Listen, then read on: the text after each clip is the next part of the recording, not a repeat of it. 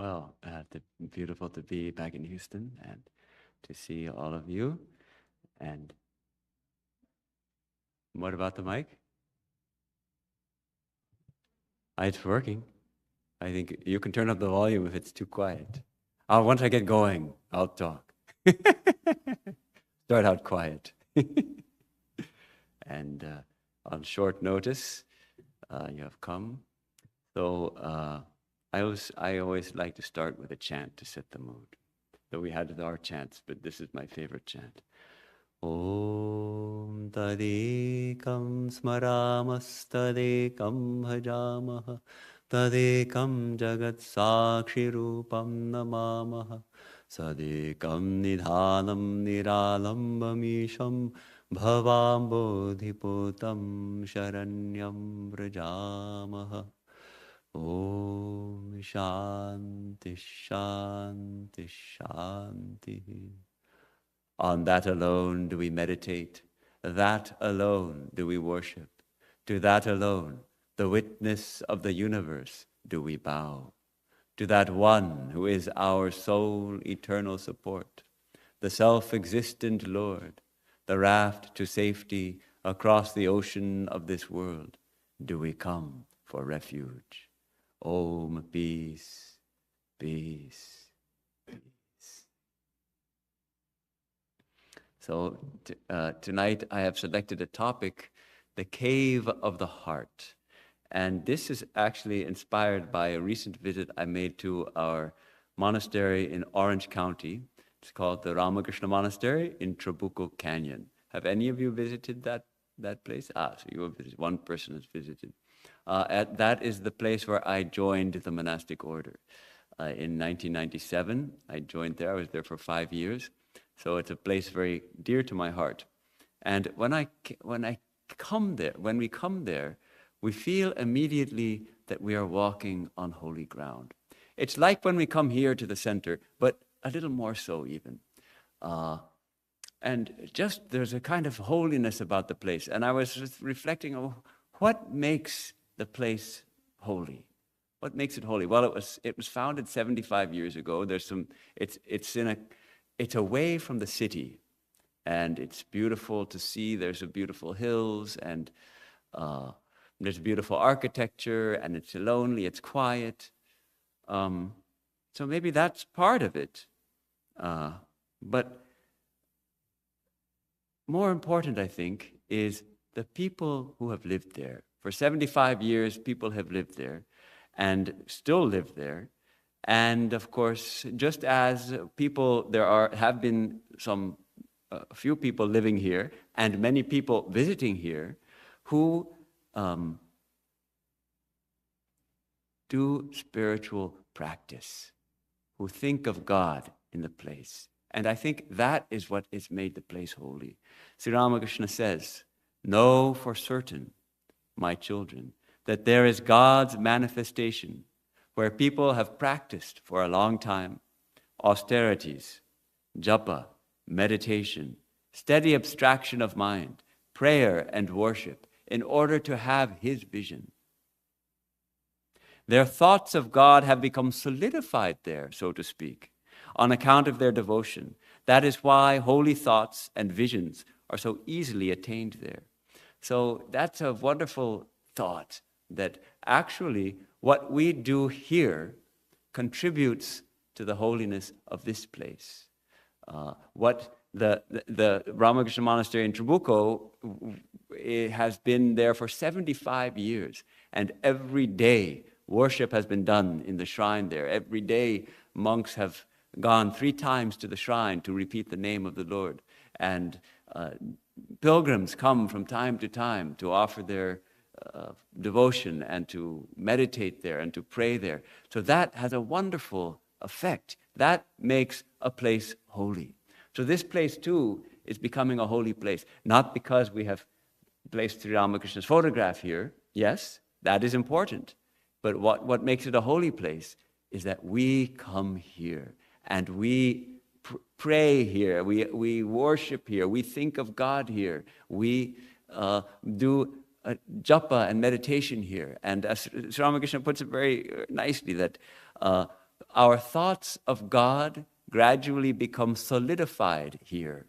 So it's actually our responsibility also when we visit any holy place, and including this one, not only to take from a holy place, but also to contribute to its holiness. And how do we do that? Precisely by praying, maybe by singing, by doing japa, by meditating. We contribute also to the holiness of a place. So that is how we make this place a spiritual home for seekers of the divine. And this place, as well as all of our Vedanta societies, is dedicated, and has been dedicated since its founding, to the spiritual quest, to the search for the divine. And it's a place where we, members of the Vedanta Society, hold aloft an audacious idea, actually, an audacious idea in contemporary society, certainly, the idea and the ideal that God can be seen, that God can be realized. We hold aloft this idea and this ideal here. So we practice hard for that purpose. We practice hard to see God, and that makes a place holy. So let me share with you a little reminiscence about my time, my early days in Trabuco Canyon. I actually came to that monastery in 1996 to test the waters, to see if I wanted to join. And there was a holy monk there, a senior monk named Swami Mahayogananda. He was a painter. Perhaps you have seen some of his paintings. He's a gifted painter. He painted holy paintings of our teachers, our Ramakrishna, Holy Mother, Vivekananda, Brahmananda, some of the other disciples, and other Sri Krishna, Buddha, he would paint holy paintings. And he had a certain holiness about him, but it was entirely hidden. He didn't want to make any show at all of his spirituality. And that's a great lesson, because actually spirituality is something entirely personal for us. It's about me and my relationship with the divine. It's about me and finding the divine within. And if I make a show of it, then that's all external. Then it's meaningless, actually. It's meaningless. So he was, all monks strive for this, but he had this humility and a terror of public speaking. And he preferred to talk about sports, about basketball or something, but he was the most regular to go to the shrine 3 times a day without fail. He would go to the shrine and do his japa. So during that first visit of mine, he asked me, "So what do you think of this place?" He obviously saw that I had some monastic inclinations and said, "What do you think of this place?" In my youthful enthusiasm, I said, "I'm trying to figure out if this is a good place to realize God." As if that's something that's going to happen tomorrow, or in the next month. And he smiled, an indulgent smile, and then he said, "You get glimpses." And this is remarkable. Only afterwards did I realize how remarkable this was, because he never shared anything about his own personal life. But here he granted a little glimpse of his experience, his actual experience. He said, "You get glimpses." And I dare say he's not the only person. All of us who are sincere seekers, if we practice hard, we will get glimpses. We will get glimpses. And those glimpses become more and more inspiring, I think, as time goes on. It must be. Sri Ramakrishna gives us that guarantee. So maybe I can share one more reminiscence about Swami Mahayogananda. Because he kept himself so hidden, sometimes I would get annoyed. Just come to the monastery, and when we first start out in spiritual life, we've just recently been initiated, we're full of enthusiasm, we want to talk about it too. We want to talk about spiritual life, we want to talk about Sri Ramakrishna, and at the dining table, at the breakfast table, sports, movies, food, sports, movies, food, sports, movies, food. again and again. Where's the talk about God? I would get frustrated sometimes. So we the brothers agreed to have a reading at the monastery table about reading from a holy book. So at least there'd be something holy to listen to in the mornings at breakfast. And we would read by rotation. And it was Swami Chidatmananda's turn to read, and he was reading from The Eternal Companion. And he describes that incident where Swami Brahmananda is visiting the Vindhya hills in, I think it's in Bihar or UP, Uttar Pradesh. Okay, so it's in UP. And he's staying with a devotee, and he's traveling with a whole entourage, including a family with a young son who's maybe 14 or 15 years old. And in the middle of the night, this young son who later on became, I think, Swami Ambikananda, or one of the prominent monks of the order later. So in the middle of the night, he wakes him up and he says, "Get up, shh, get up, come with me, come with me." So he gets up, and in the middle of the night, they go out into the dark. And finally the boy asks, "Oh, Maharaj, where are we going?" He said, "To see the mother, because there's a mountain cave dedicated to the Divine Mother, a mountain temple, as it were." And so they go. And so the whole story is that they go to the temple, and the doors are still closed, and then the doors open, and Maharaj goes into ecstasy, and then the boy is a great singer, and he sings, and Maharaj, the tears are coming from his eyes, and the priests prevent all the devotees from coming to the temple, seeing his ecstasy, and they invite him to come into the temple and all of that. So that's the story. But before we get to that part of the story, it's dark. And Maharaj realizes that the boy is having a little trouble finding his footing. So he holds the lantern and he takes the boy's hand. So he says, "So Maharaj took my hand," because it's written by this boy. And then Swami Chidatmananda, he stopped reading. And I thought, why has he stopped reading? Darn it. I want to hear the rest of the story. What happened? And I look up at the table, at the head of the table where he's sitting. And his lip is quivering. And he's using all his effort to refrain from weeping, because that image of the Guru taking one by the hand moved him so deeply that he couldn't restrain his emotion, almost couldn't restrain his emotion. Somehow he quietly closed the book, and we noticed it, and we thought, oh, he's gotten, we also felt touched. And so that showed me that, no, it's not just sports and movies and food. Inside, there's a very deep spirituality that he had. So, so that was something beautiful. But there's something special about the Ramakrishna Monastery in Trabuco, and that's the shrine. And that's what inspired this talk. The shrine is built like a cave, actually. It's a round room, probably about as wide as this temple hall is wide, but simply a circle, maybe a little bit smaller than that. 3/4 of that, and it's a big circle, and it's a big dome inside, a perfect dome inside, and it's almost completely dark.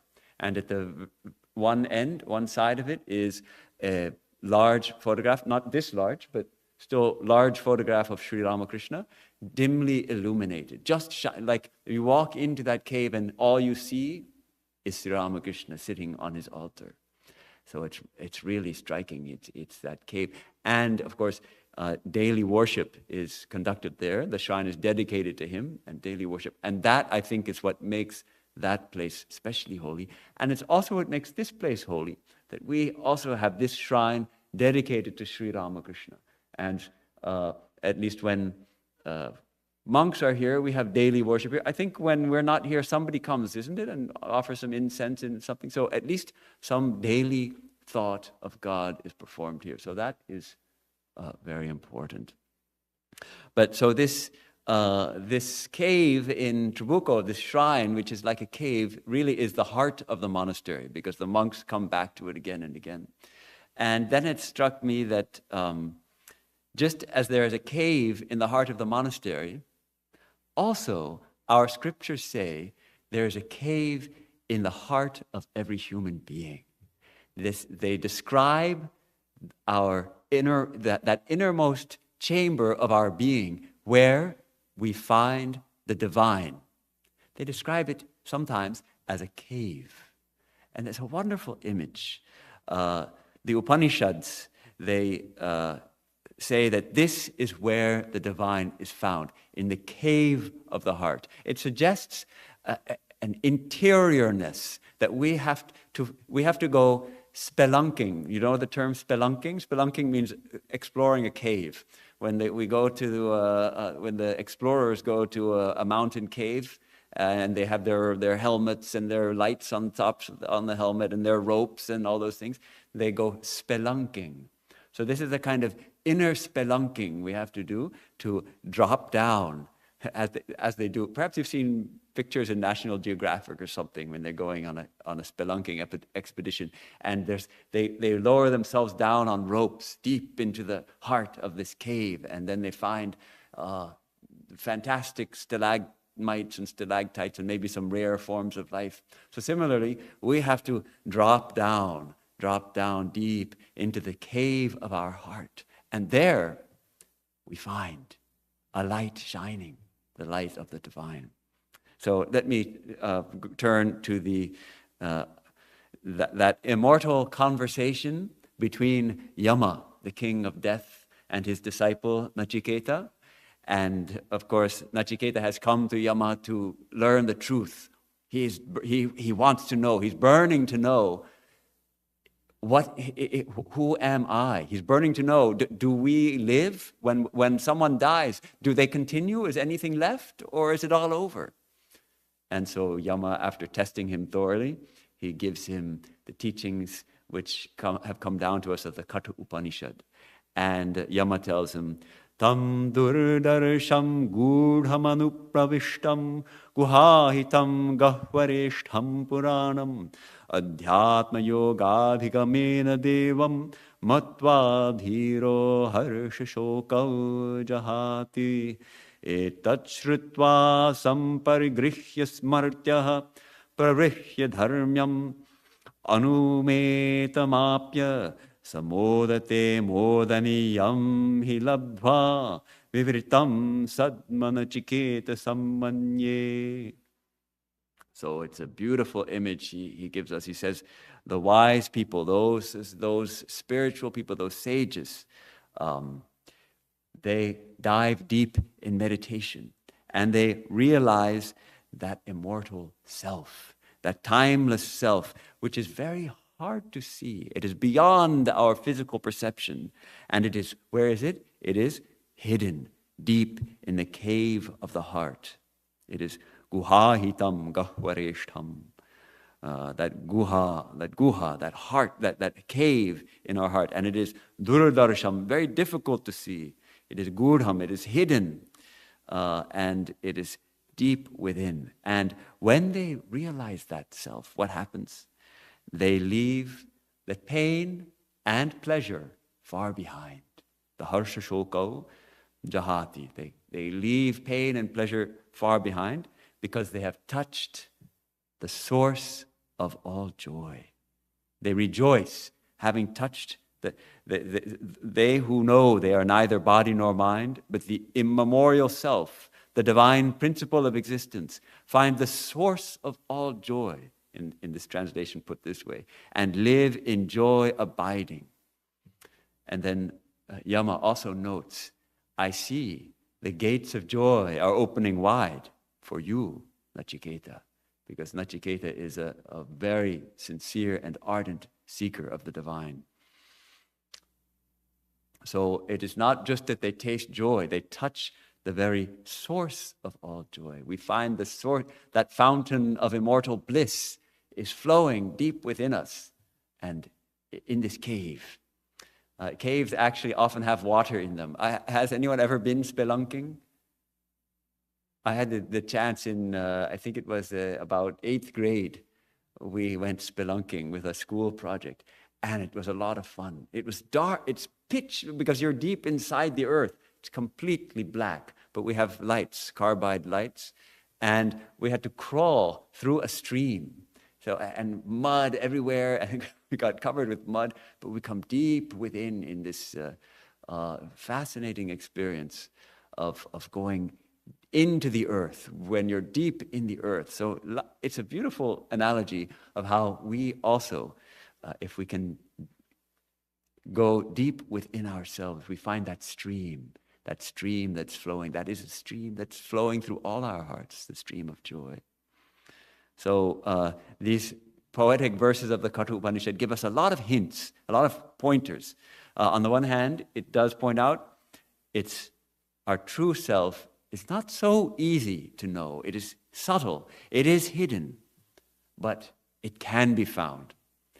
And through meditation, the wise person, someone who is wise like us, we are wise because we have become seekers, we know what will bring the true joy. We know that it is when we touch the divine that we taste the true joy, beyond both pleasure and pain, going beyond the experience of duality, that experience where we're tossed from one to the other. Something sweet has happened. Oh, now something bad has happened. Oh, now something good has happened. Oh, now it's back and forth. We leave that behind and touch the deep peace that is within. So we might ask, why is the divine self so hard to see? Why is it so hard to see? Why is it so hard, if the scriptures are true, that our true nature is divine, that we are pure consciousness and bliss by our very nature? Why is that so hard to realize? Yama gives a hint. He describes it rather it's a kind of a charming description, and he says that God, as it were, inflicted an injury on the sense organs by making them all go outward. He says, Param chikani vyatranat swayambhu tasmat parang pashyati nantaratman kaschidhira pratyagatmanamaikshat avritta chakshur amritattvamichan. So here he gives a great teaching. He points out that and he puts it this way, that the self-existent Lord, the Swayambhu, that self-existing reality, has, as it were, inflicted an injury on our sense organs because they're all going outward. Think about it. Our entire experience of life is mediated by our bodies and and how do we experience this world? Basically in 5 different ways. We experience it through smell.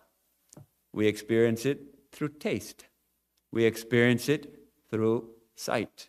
We experience it through touch, and we experience it through sound.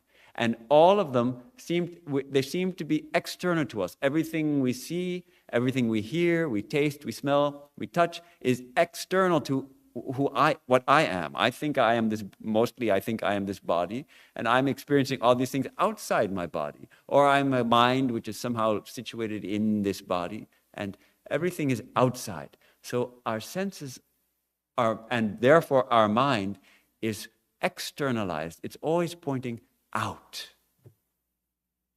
That's our condition. Why? Who can say? Who can say why? So he says, well, because God injured the senses that way. He made them that way. Who knows why? There's no answer to the question of why, really. And that's at least good.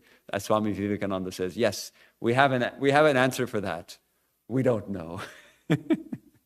So, but then he says, again, this kaschid dhiraha, here and there, one wise person, one who is longing to know, one seeker. What does he or she do? Longing to know the inner self, desiring to know who she or he really is, wanting to touch immortality. Amritattvam icchan is the way the Upanishad puts it, longing for immortality. Closes the eyes. Avritta chakshuhu, covers the eyes. And this is actually a symbol for turning all the senses within. Now, it doesn't mean that we put earplugs in and blindfold on and put cotton balls in our nose and all that. It's that actually it happens within. We withdraw the mind in meditation. We pull back. So this image of, all right, not sending the mind outward, sending the mind inward. And this wonderful image it gives us of this cave of the heart. So we turn the mind from the external to the internal. And we say, yes, I experience all these things, but who is experiencing them? Turn back to find that and go deep into the heart. The idea of caves actually is very appealing in Hinduism, isn't it? We constantly hear of yogis going to mountain caves and meditating there. And I think in the heart of every sincere seeker, there is some thought that, well, maybe if I went to a mountain cave, then I could realize God there in the mountain cave of the Himalayas. It sounds so romantic, and I'm sure it's very difficult because a cave is made of stone. It's hard, it's cold, though actually in a deep cave is a rather constant temperature. A deep cave, it's in summer, it's very cool, and in winter, it's quite warm because it maintains a constant temperature of, I recall it being 56 degrees Fahrenheit. Does that sound right? I don't know what that is in centigrade. Someone can look it up. For those of you who haven't transferred your temperature gauge to Fahrenheit. Well, I'm mentioning that because the people who brought me from the airport today, I said, how hot is it today? And they said, oh, it's like 32. I said, well, 32, what is 32? We're in America, it's Fahrenheit here. No, we still do everything in centigrade and in kilograms. Okay, well. But a cave is a wonderful place to meditate. Why? It is quiet. It is protected from the elements. It is in the mountains. There's a lot of natural beauty, so the mind becomes easily stilled in that sattvic environment. And it's like a womb in the heart of Mother Earth. We're protected in this womb of Mother Earth, and the senses become naturally stilled and go within. Swami Vivekananda also longed for caves in which to meditate, and he found several and meditated there. Even at least in one cave, he was for several months he was meditating. There's not much known about that period of his wandering life.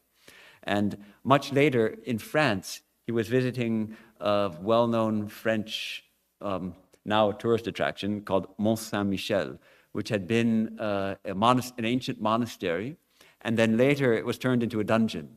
And the monks' cells were turned into prisoners' cells. And when he was visiting with his Western disciples and seeing those dungeon cages of the medieval prisoners there, he said under his breath, "What a wonderful place for meditation." See, we see a cell of a dungeon, and we think, oh my God, how difficult it would be to be a prisoner here. And he thinks, what a wonderful place for meditation.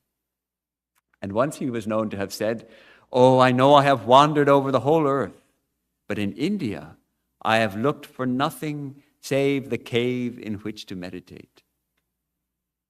But of course, his life was not meant for that. In fact, the one time that he went and spent several months in a cave, he said about it later, and this is from Sister Nivedita. She describes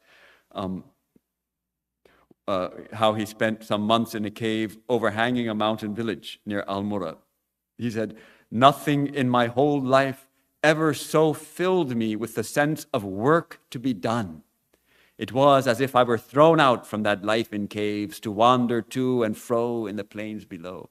So, of course, Sri Ramakrishna said that he was perfected in meditation. He was a sage perfected in meditation. And look at that picture. That is deep meditation. So he didn't need to meditate, actually. That he had not come to meditate. He had come to deliver his message. So when he found a cave in which to meditate, he couldn't meditate there because Sri Ramakrishna had dedicated him to Divine Mother, and he was to do Mother's work. So he was forced to go out of that cave and to do the work. And interestingly, he also referred another time to this experience, and he put it this way: it is not the form of his life that makes a sadhu. For it is possible to sit in a cave and have one's whole mind filled with the question of how many pieces of bread will be brought to one for supper. So can you imagine even Swamiji sitting in that cave, and his whole mind is becoming filled with the thought, what am I going to get for supper? Will it be 2 rotis or can I get 3 or 4? I'm feeling hungry. So, fascinating that even he could get distracted like that in a cave. So it's not the externals that matter, but it is actually that we can find the inner cave, the cave of our heart, and we can meditate there. He also asks us how to attain purity, living this life. Shall we all go to the forest caves? What good would it do if the mind is not under control? It is no use living in a cave, because the same mind will bring all disturbances there. We will find 20 devils in the cave, because all the devils are in the mind. If the mind is under control, we can have the cave anywhere, wherever we are. That Sri Ramakrishna also used to say. He used to discourage beginners in spiritual life from going on pilgrimage, because he would say, he who has it here will find it there. He or she who doesn't have it here won't get it there either. So the importance of our own cave, our own inner shrine, we can also think of it as an inner shrine, and cultivating that shrine, offering our worship at the shrine of the Lord, which is in our hearts.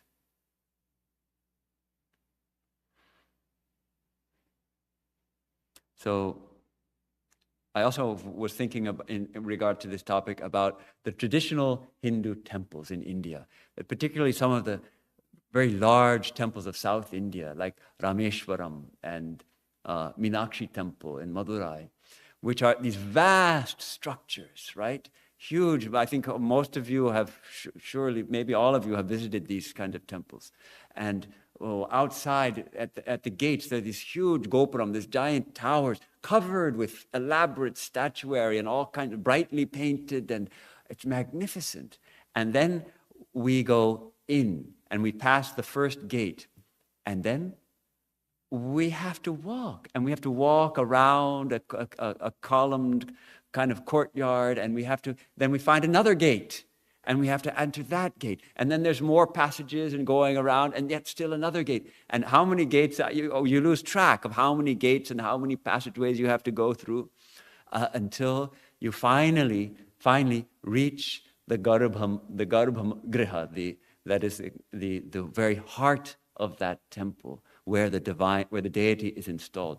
And to our surprise, we reach there, and it's very small, and it's very dark. And perhaps the only light is some oil lamps flickering.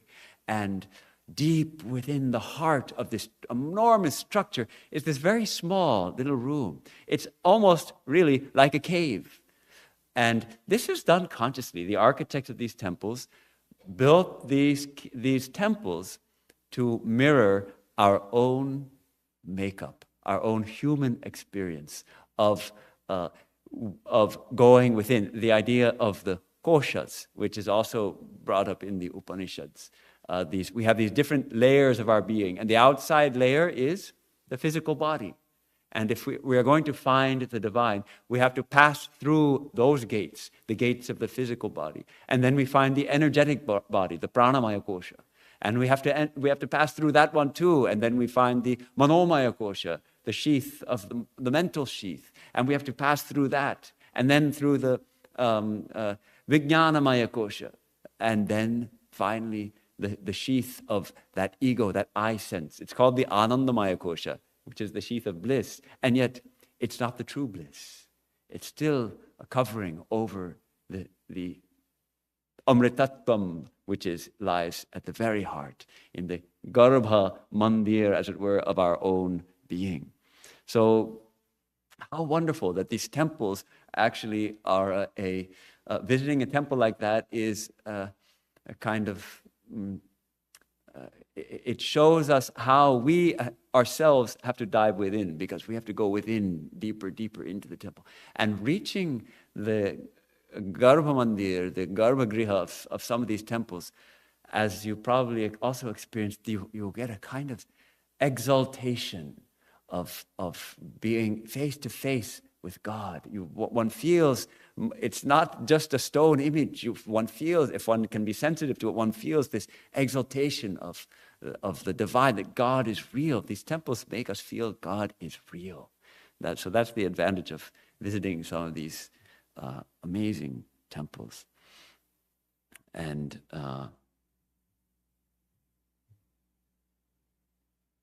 it's like the process of meditation, visiting a temple like that.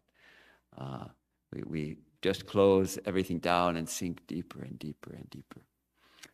There's a funny story told by Sri Ramakrishna about a temple, a village temple, small temple, which also is in the same principle, but usually those temples are small. And in Bengal, they're often shaped just like a little thatched hut.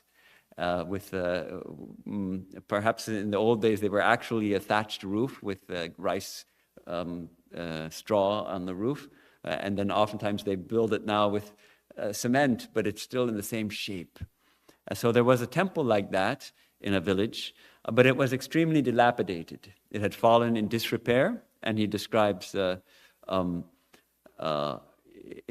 no murti, no image of God, and ashwatha and other plants sprang up on the ruins of its walls. Bats lived inside, and the floor was covered with dust and the droppings of the bats. And the people of the village had stopped visiting the temple. Now in this village, there was a young man named Padmalochan. Such beautiful names, no? He's the Padmalochan, the lotus-eyed one, the name of God, name of Vishnu usually, but it cannot be applied, I suppose, to any form of the divine. But of course, Bengalis would pronounce that something like Poddolochan.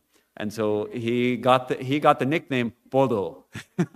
Podo, so his name was Podo.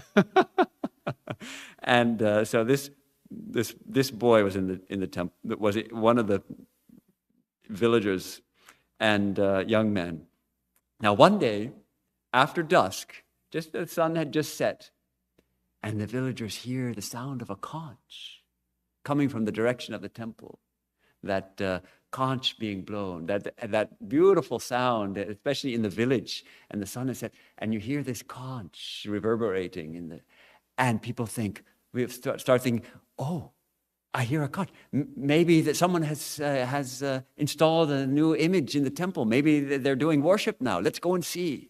So they all came running, young and old, men and women, children, all come running to the temple to see the worship going on. And the doors closed. So one of the villagers quietly moves up and carefully opens the door of the temple. And what does he see? He sees Padmalochan standing in the corner, blowing the conch. But everything else is the same. The floor is covered with rat droppings. There's no murti. There's the bat droppings. The bats are still there. No sweeping, no washing, nothing. He's just gotten in there to blow the conch. Crazy guy. So he shouts to Podo. He says, "You have set up no image here within the shrine, O fool. Blowing the conch, you simply make confusion worse confounded. Day and night, 11 bats scream there incessantly." So then Sri Ramakrishna gives the commentary. Actually, it's delightful the way he describes the blowing of the conch. He says, "Bhom bhom shank bajache." That bhom bhom, that sound of the onomatopoeic words. Bengali has a lot of those kind of things. Bhom bhom shank bajache. So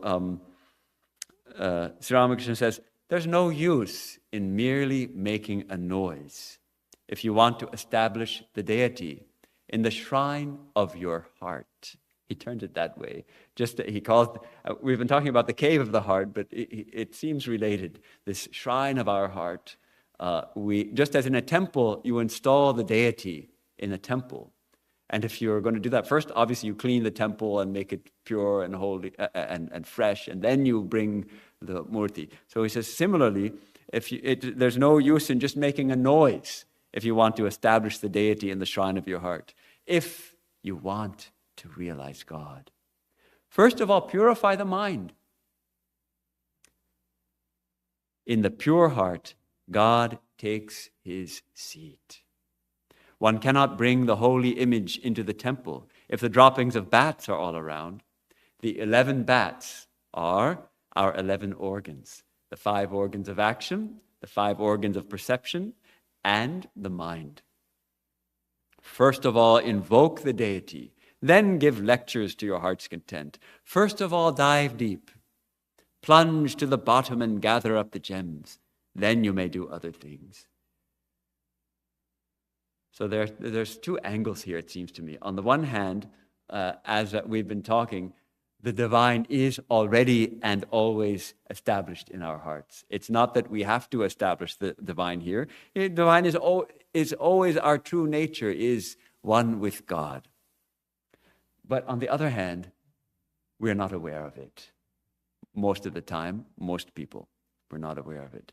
There's too much distraction. The bats are flying around and leaving their droppings everywhere. And how can we find the deity in that mess? So first, purification, and then we install the deity. There's a reference, of course, to the process of consecrating a temple. And when a temple is consecrated, particularly when, say, a murti is installed, it's a very elaborate process. And there's something called prana pratishtha is done, when the deity is actually invoked in that image, is asked to come. And I had the good fortune to experience this firsthand in Berlin, because when they opened the new ashrama, they got a beautiful murti of Sri Ramakrishna. It was made in Calcutta in the same sculptor's shop in which the murti at Belur Mutt was carved. But it's really beautiful, really well done. The sculptor had this grace of Sri Ramakrishna, it looks like, because it's so beautiful. And then there were intensive preparations, all kinds of pujas before the actual puja. They call it Vastu Puja, which is extremely elaborate puja. And then there was Kali Puja done. And then the image of Sri Ramakrishna, his presence was invoked in the image, in the statue. And after that, we felt that now Sri Ramakrishna is established here. Interestingly, the pujari who was doing that told us that in a photograph of Sri Ramakrishna, we don't do prana pratishtha. Why? Because he himself said that he dwells in his photograph.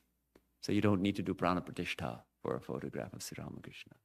But for a statue, a stone image, it is done. So, but actually, the same process of prana pratishtha, of invoking the deity in a murti, in a temple, in a new temple, is done when we do the ritual worship, when we do the puja. It's also done. And we do the ritual purification, we do a visualization to dry up all the impurities in our body and mind, and then burn them up. And then we touch the heart, right in the center of our being. And we say, Lord, come here, be established here. This is the process that we take. So it's a beautiful process. And we'll be talking about that actually on Tuesday evening. We have a little workshop called Puja Lab, and we will understand that process at that time. If you don't already know that process. So first we clean the temple and we clean the cave and make sure there are no bats in the cave. Bats like caves also, so we have to remove the bats, and then we, as it were, install the deity. it's a process of gradually uncovering, as it were. We're thinking what we're installing, we're bringing the divine from outside and bringing him or her or it, we're in, actually, already here, but we're invoking the manifestation. So how do we do that purification? How do we clean the cave of the heart? Well, there's a beautiful verse, the first verse of Sri Chaitanya's Shikshashtakam, the verses of instruction, that the eight verses of instruction that Sri Chaitanya Deva composed. And I'll chant the first one. It's such a beautiful verse. Cheto darpanam arjanam bhava mahadavagni nirvapanam shreya kairava chandrika vitaranam vidyavadhu jivanam anandam buddhi vardhanam pratipadam purnamrita swadanam sarvatmasnapanam param vijayate Shri Krishna Sankirtanam. So, of course, he's lauding the benefits of Sri Krishna Sankirtanam, which we can say, chanting the name of the Lord. So this beautiful translation goes like this: chant the name of the Lord and his glory unceasingly, that the mirror of the heart may be wiped clean, and quenched that mighty forest fire, worldly lust, raging furiously within. So it starts out with this image of the heart as a mirror. And a mirror, of course, gives a perfect reflection. So the mirror of the heart reflects the divine. So we see the divine in our hearts reflected in the mirror of our hearts. But there's a lot of dust on that mirror, perhaps. So how do we clean that mirror? We wipe it clean. How? By chanting the name of the Lord, by chanting, doing japa. We wipe that mirror. So it's a process of cleaning that mirror of the heart through, in Sri Chaitanya's teaching, chanting the name of God. Chanting and chanting the name of God. We wipe that mirror clean. And there's a fire of worldly desire burning also there. And like rain, the name falls down on that fire and puts it out. Such beautiful images he gives us. And this next image is my favorite. O name, stream down in moonlight on the lotus heart, opening its cup to knowledge of thyself. There's a certain kind of a lotus, Kairava, and it's a white lotus which blooms at night. This is actually true. It's a certain kind of lotus which blooms at night. So Sri Chaitanya gives this image of our heart as one of those lotuses, a lotus which blooms at night, and the moonlight is falling on that lotus, and it opens. And that moonlight is the name of God. The moonlight is that gentle light. It's not the harsh light of the sun. It's that gentle, sweet light of the moon that's falling on our hearts, and it's opening up, and we find the divine there. Such a beautiful image of the heart as a lotus. When it's closed, a lotus is not ugly. It looks okay. But it's nothing special. We see a lotus bud. But when it opens, especially when it opens naturally, we get the lotuses sometimes cut from a lotus pond, and then they're brought for a puja. And then we have to peel them open, right? And you can actually open them like that. And they're nice looking. But it's different when they bloom on their own naturally in the pond. They open up of themselves. Then the colors are richer. It's more vibrant. It's more full. It's amazing. So our hearts are also like that. When it's closed, nothing special, but it has that tremendous potential to open up and bring that beauty and that fragrance, that divine fragrance and divine celestial beauty. And so our hearts, that is really the process of spiritual life, is diving deep into the heart and then opening it up and letting it blossom and letting it become not only a vessel full of divine love, but a channel for love to the whole world. So let's see, I've probably talked enough now. Shall we do, let's turn to the end of our evening prayer here. We sang it tonight, and while I'm here, we'll plan to sing it every night. This beautiful hymn composed by Swami Vivekananda to his master, Sri Ramakrishna. It's a hymn to the embodied divine, Khandana Bhava Bandhana, the breaker of the bondage of this world. And interestingly, though he wrote it to Sri Ramakrishna's name is not mentioned there. It's really a hymn to any great teacher. And I heard that there's a church in Calcutta where they sing this song to Jesus. Fascinating. It's a universal hymn, a universal and a deeply profound hymn. Though it's in Bengali, it's almost all Sanskrit words. So anyone who knows a little Sanskrit or who speaks a Sanskritic language can mostly follow it pretty easily. And towards the end, there's this beautiful verse. Namo namo prabhu vakyamanatita mano vachanaikadhar jyotira jyoti ujala hridi kandara tumi tamo bhanjanahar. So what does it mean? Namo namo prabhu. Salutations to you, O Lord. We bow down to you. We salute you. Bhakyamanatita. You are beyond speech and mind. And yet, mano vachana eka adhar. You are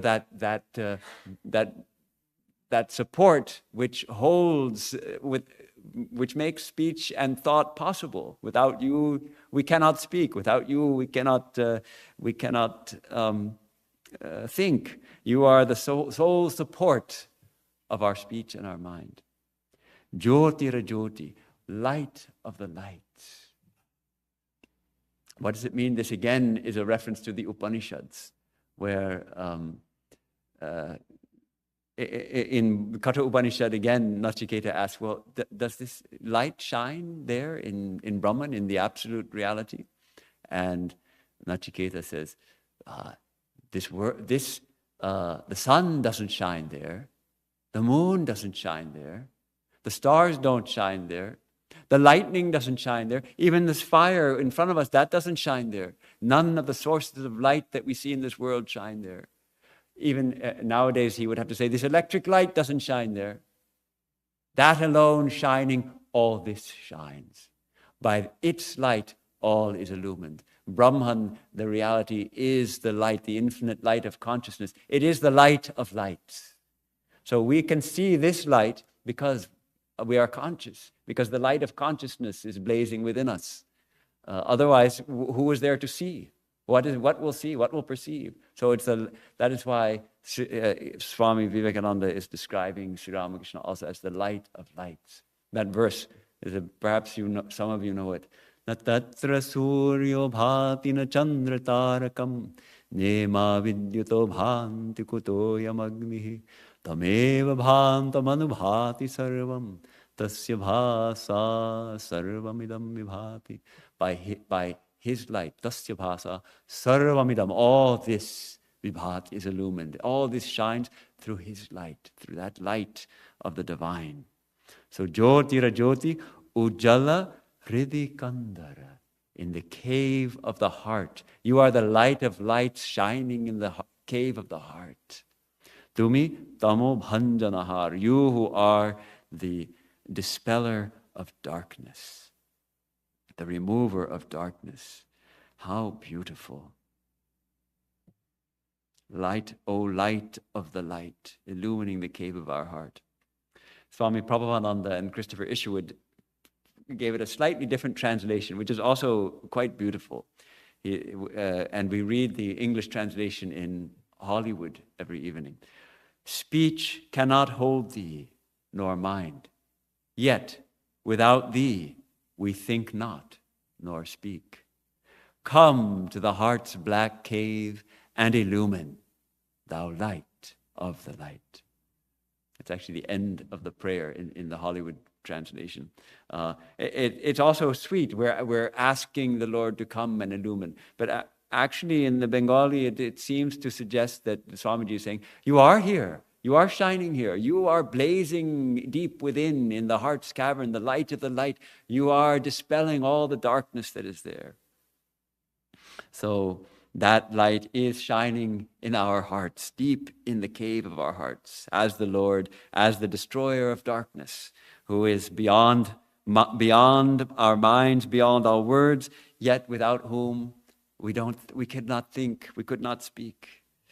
And that is our destiny, to find the light of lights shining in the cave of our hearts, and to taste that perfect peace and joy in that light. And because Swami Vivekananda has placed before us this ideal, Atmano mokshartham jagad hitayacha.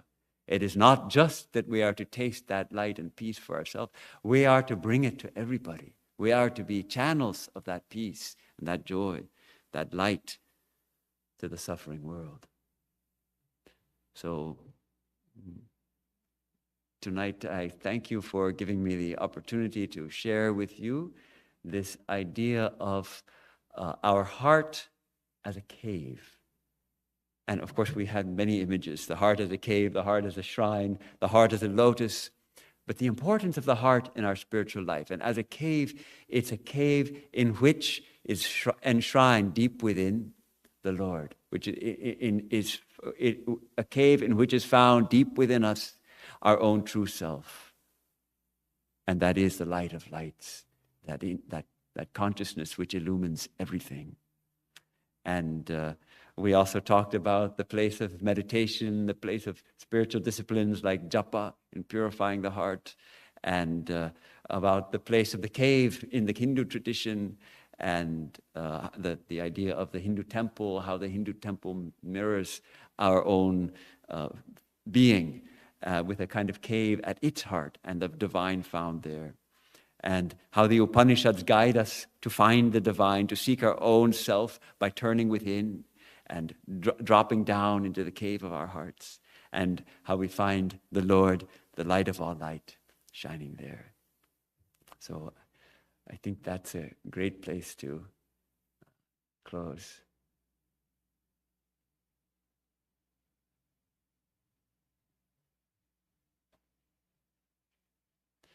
Om asato ma sadgamaya tamaso ma jyotirgamaya mrityor ma mritangamaya aviravirma idhi rudrayate dakshinam mukham tena mam pahi nityam. Om Shanti Shanti Shanti. From the unreal, lead us to the real. From darkness, lead us unto light. From death, lead us to immortality. Reach us through and through ourself, and evermore protect us from ignorance by thy sweet, compassionate face. Om, peace, peace, peace.